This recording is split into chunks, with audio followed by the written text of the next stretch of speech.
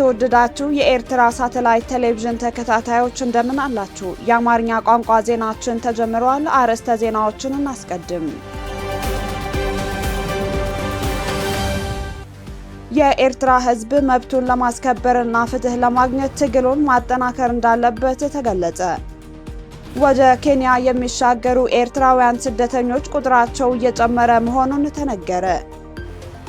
ኢትዮጵያ በኩምሩክ ላይ ለተሰነዘረው የአመፀኞች ጥቃት ድጋፍ እያደረገች ነው ሲሉ የሱዳን ባለስልጣናት ከሰሱ። ኢራን የፕሬዝዳንት ትራምፕን የሰላም ንግግር ስምምነት የሐሰት ዜና ስትል አጣጣለች። እነዚህንና ሌሎች አበይት ዜናዎችን ለዝርዝር ዘገባው ይዘናል። እንድትከታተሉን በአክብሮት እንጋብዛለን።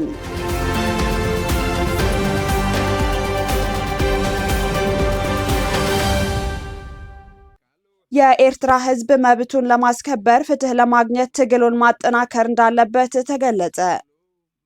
አቶ ገብረ እግዚአብሔር ተወልደና አቶ ዮሐንስ አስመላሽ የተባሉ ተጋባዥ እንግዶች ለረጅም ዓመታት ታስረው የሚገኙ ኤርትራውያንን በተመለከተ ከኤሬሳት የቴሌቪዥን ጣቢያ ጋር ባደረጉት ቃለ መጠይቅ የኤርትራ ሕዝብ መብቱን ለማስከበርና ፍትህ ለማግኘት ትግሉን ማጠናከር እንደሚገባ ገለጹ። ታዳሚዎቹ የህግደፍ ስርዓት ያሰራቸውን ቡድን 15 ሆነ ጋዜጠኞችን ለምን አይፈታቸውም በሚል ለቀረበላቸው ጥያቄ የኤርትራ ህዝብ ተገቢ ያልሆነውን ሁኔታ እንደ ተገቢ ተቀብሎ እየቀጠለ በመሆኑ ነው የሚል ምላሽ ሰጥተዋል። ኣብቲ ህዝብና እቲ ናይ ንዘይ ንቡር ኩነታት ከም ንቡር ምውሳድ ከምኡ ክገብር እንከሎ ድማኒ ስለምንታይ ከምዚ ትገብር ስለምንታይ ተኣስር ዘይበሎ ኣይትብልን ኢኻ ህዝቢ ግን ስለምንታይ ዝተኣሰረ ሰብ ኣብ ቤት ፍርዲ ዘይቀርብ ክብል ግን ግቦ ንምንታይ ሎሚ ናብኦም ፅባሕ ናባይ እንተይሉ ሰብ እዚ ተግባር እዚ ቁኑዕ ስለ ዘይኮነ ክኹንኖ ይግባእ ክጣበቐሎም ከዓ ምተገበአ። አቶ ገብረ እግዚአብሔር ተወልደ ምንም እንኳን ህዝቡ መሪውን ለምንድን ነው የምታስረው ብሎ ባይጠይቅም የታሰረ ሰው ግን ለምን ፍርድ ቤት አይቀርብም ማለት አለበት ብለዋል። ሌሎች የተፈጸመባቸውን በደል ነግበኔ በማለት ማሰብ እንዳለባቸውም አስረድተዋል። አክሎም የህግደፍ ስርዓት በፖለቲካ አይን ከተመለከተህና አንዴ በቁጥጥሩ ስር ካስገባህ እስር ቤት ውስጥ ትሞታለህ አሊያም መናገር እንደማትችል ሲያረጋግጥ ነው የሚፈታ ሲል ገልጸዋል። እዚ ስርዓት እዚ ሓንሳእ ብፖለቲካዊ ዓይኒ ከም ፀላይኡ እንድሕር ርኢካ እሞ ብትሕቲ ጉድጓድ ከኣስፊሩካ ወይ ኣብኡ ክትመውት ኣለካ ወይ ድማኒ እንታይ ሽሙ እዚ ኣፍካ ከምዘይ ትኸፍት መሰረጋገፀ የውፃካ ኣለዉ ውሕዳት ብላዕሊ ደረጃ ዝረኣዩ ይኹኑ ብታሕቲ ከወፁን ከለዉ ኢድና ነዊሕ እዩ ኣፍካ ከይትኸፍት እናተባህለ ዝፍታሕ እውን ኣሎ። አቶ ዮሐንስ አስመላሽ በበኩሉ አቶ ገብረ እግዚአብሔር ካነሳው ሐሳብ ጋር እንደሚስማማ በመግለጽ በስር የሚገኙ ሰዎች ከ20 ዓመት በፊት ገደማ በሀገሪቱ ለውጥ እንዲመጣ በመጠየቃቸው እንደታሰሩ አውስተዋል።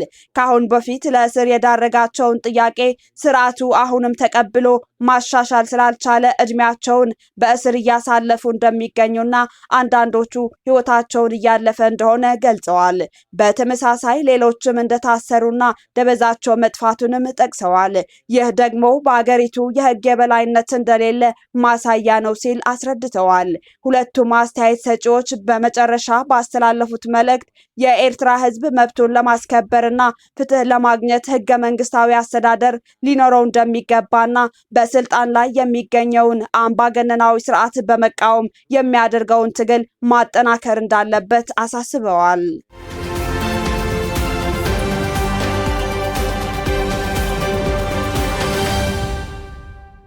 ወደ ኬንያ የሚሻገሩ ኤርትራውያን ስደተኞች ቁጥራቸውን እየጨመረ መሆኑ ተነገረ።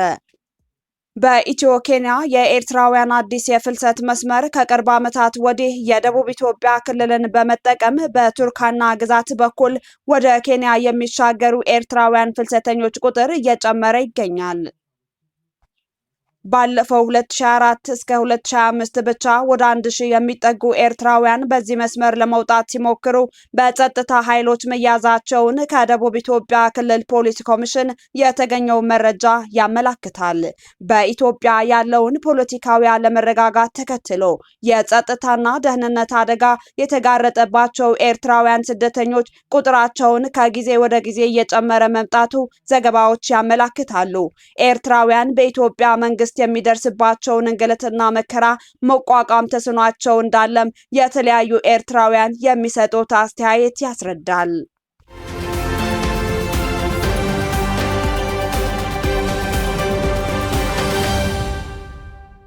በመጪው የኢትዮጵያ ምርጫ ላይ ፋኖ የሰነዘረውን ትችት ኦነግ ተቀላቀለ።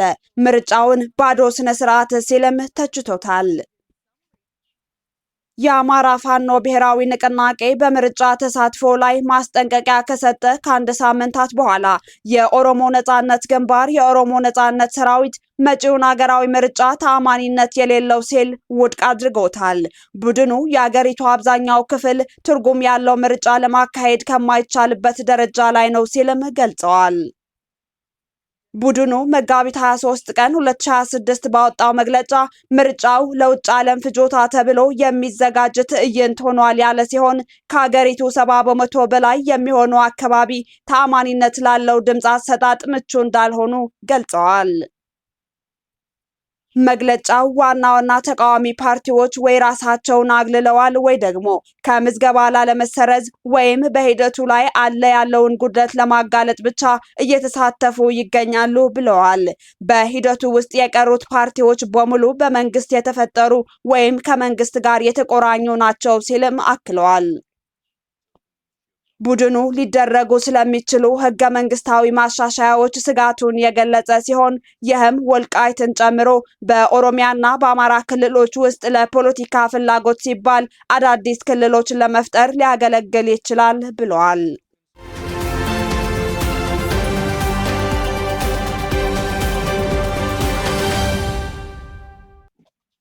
ኢትዮጵያ በኩርሙክ ላይ ለተሰነዘረው የአመፀኞች ጥቃት ድጋፍ እያደረገች ነው ሲሉ የሱዳን ባለስልጣናት ከሰሱ።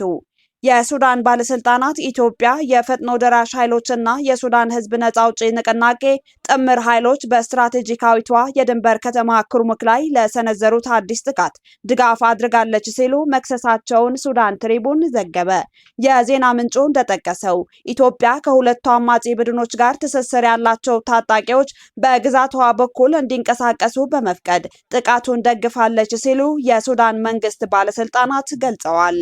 ምንጩ አክሎ የጦር ተሽከርካሪዎች ከኢትዮጵያ አሶሳ ተነስተው ጥቃቱን ከመሰንዘራቸው በፊት ወደ ድንበር አካባቢዎች መጓዛቸውን ገልጸዋል።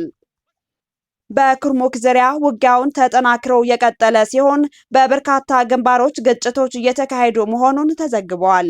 የሱዳን ህዝብ ነጻ አውጪ ንቅናቄ ከከተማዋ 20 ኪሎ ሜትር ርቀት ላይ በምትገኘው ጅሩት አቅራቢያ የሱዳን ጦር ክፍሎችን መደምሰሱን፣ የጦር መሳሪያዎችን መማረኩንና መኮንኖችን በቁጥጥር ስር መዋሉን ገልጸዋል።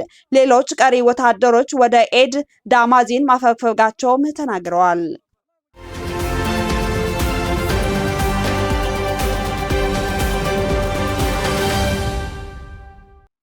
በመካከለኛው ምስራቅ ባለው ጦርነት ምክንያት በኬንያ የሚገኙ የነዳጅ ማደያዎች የአቅርቦት እጥረት ገጠማቸው ተባለ።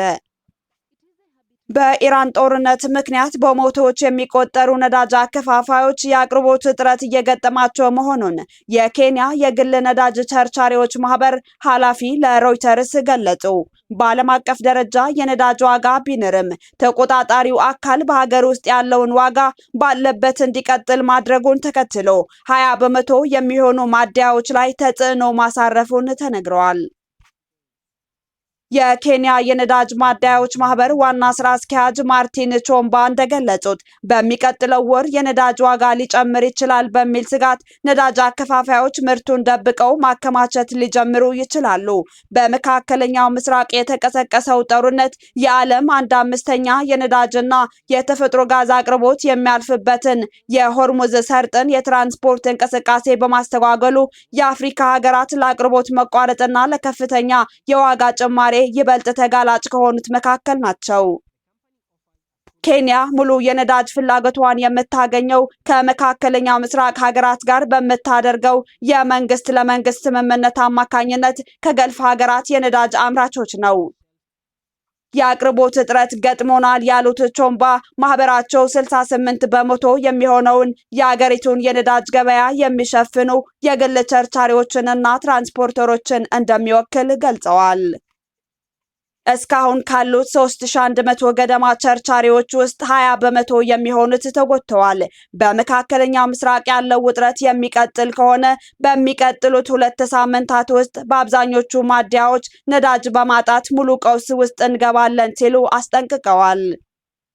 የሀገሪቱ የኢነርጂና ነዳጅ ተቆጣጣሪ ባለስልጣን መጋቢት 14 ቀን 2026 ባወጣው መመሪያ በዓለም አቀፍ ገበያ የድፍድፍ ነዳጅ ዋጋ ቢንርም በሚቀጥሉት 30 ቀናት የሀገር ውስጥ የነዳጅ መሸጫ ዋጋ እንዳይለወጥ መወሰኑ ይታወሳል። ቾምባ ነዳጅ ደብቆ የማከማቸት ተግባር ሊከሰት እንደሚችል ሲጠቁሙ እውነተኛ ድንጋጤ እየመጣ ነው ብለዋል። ማህበራቸው የኬንያ መንግስት የገባውን የመንግስት ለመንግስት ስምምነት አቁሞ ነዳጅ አቅራቢዎች እንደ አማራጭ እርምጃ ከግል ድርጅቶች ነዳጅ እንዲገዙ እንዲፈቀድላቸው ናይሮቢ የሚገኙ ባለስልጣናትን እየወተወተ መሆኑንም አክለዋል። በሌላ በኩል የኢነርጂና ነዳጅ ተቆጣጣሪ ባለስልጣን ዋና ዳይሬክተር ዳንኤል ኪፕቶ ባርጎሪያ ለሮይተርስ በሰጡት ምላሽ ኬንያ በቂ ክምችት አላት ያሉ ሲሆን ተቆጣጣሪው አካል ዛሬ መክሰኞ መጋቢት 24 ቀን 2026 አመሻሽ ላይ ዝርዝር መግለጫ እንደሚሰጥም አስታውቀዋል።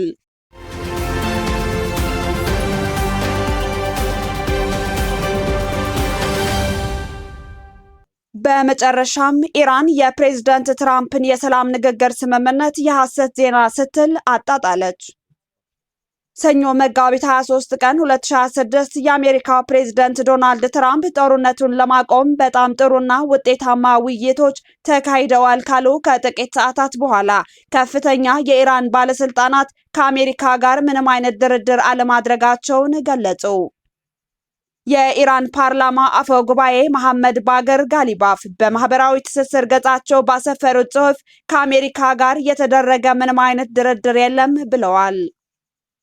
ጋሊባፍ በኤክስ ገጻቸው ላይ እንደገለጹት የሐሰት ዜና ጥቅም ላይ እየዋለ ያለው የፋይናንስና የነዳጅ ገበያውን ለመቆጣጠር እንዲሁም አሜሪካና እስራኤል የተዘፈቁበትን ቅርቃር ለመሸፈን ነው ሲሉ ወንጅለዋል። ይህ የባለስልጣኑ ንግግር ቀደም ብሎ የኢራን ውጭ ጉዳይ ሚኒስቴር ቃል አቀባይ እስማኤል ባቂኢ ከአሜሪካ ጋር እየተደረገ ማንኛውም ውይይት ካስተባበሉበት መግለጫ ጋር ተመሳሳይ ነው። የኢራን ይፋዊ የዜና ወኪል IRNA ባሰራጨው መረጃ መሰረት ባቂኢ አሜሪካ ጦርነቱን ለማቆም ድርድር እንድታደርግ ስለቀረበው ጥያቄ ከአንዳንድ ወዳጅ ሀገራት መልእክቶች ደርሰውናል ብለዋል።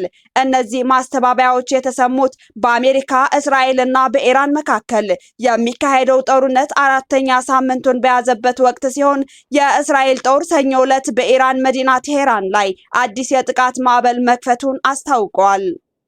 ኢራን በበኩሏ በመካከለኛው ምስራቅ አካባቢ ሚሳኤሎችንና ድሮኖችን መተኮሷን እየቀጠለች ነው። የዓለም 1/5 የነዳጅና የጋዝ አቅርቦት የሚያልፍበትን ስትራቴጂካዊው የሆርሙዝ ሰርጥን ሙሉ በሙሉ በሚባል ደረጃ ዘግታለች። ይህም የዓለም አቀፍ የኢነርጂ ዋጋ በከፍተኛ ሁኔታ እንዲንር ማድረጉንና በሰዎች ሕይወት ላይ የሚደርሰውን ጉዳት መጠነ ሰፊ መሆኑ በዓለም ዙሪያ ስጋትን ፈጥሯል።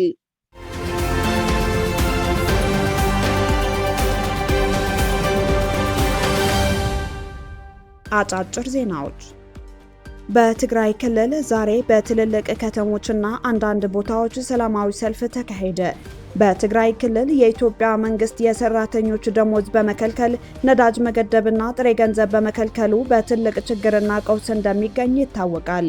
ዛሬ የተካሄደው ሰላማዊ ሰልፍ በትምህርት ቢሮ አስተባባሪነት የተደረገ መሆኑ ቢገለጽም የህወሓት ፍቃድ ያለበት መሆኑን ተንታኞች ያስረዳሉ። የእስራኤል ባለስልጣናት የአሜሪካው ፕሬዝዳንት ዶናልድ ትራምፕ ከኢራን ጋር ለማድረግ ያሰቡት ድርድር ውጤታማ ይሆናል ብለው እንደማያስቡ ተናገሩ። ኢራን ወደ ደሴቲቱ ሚሳኤሎቿን ካስወነጨፈች በኋላ ብዙም ሳይቆይ የእስራኤል ጦር አባል በአውሮፓ በኤስያና በአፍሪካ በርካታ ከተሞች አሁን ለአደጋ የተጋለጡ መሆናቸውንና ባለፈው ዓመት ቴሄራን እንዲህ አይነት አቅም ያላቸውን ሚሳኤሎች ለማምረት እንዳሰበች ማሳወቃቸውን ተናግረዋል። የእስራኤል ጦር ዋና አዛዥ ሌተናንት ጀነራል ኤያል ዛሚር ወደ ቻጎስ ደሴቶች ሚሳኤል ከተተኮሰ በኋላ በማህበራዊ ሚዲያ ላይ ባስቀመጡት የቪዲዮ መልእክት ግልጽ ማስጠንቀቂያ ሰጥቷል። የትራምፕ የመካከለኛው ምስራቅ ልዩ መልእክተኛ ስቲቭ ዊትኮፍ በዚህ ሳምንት ከኢራን ባለስልጣናት ጋር በፓኪስታን እንደሚገኙ መረጃዎች ወጥተዋል።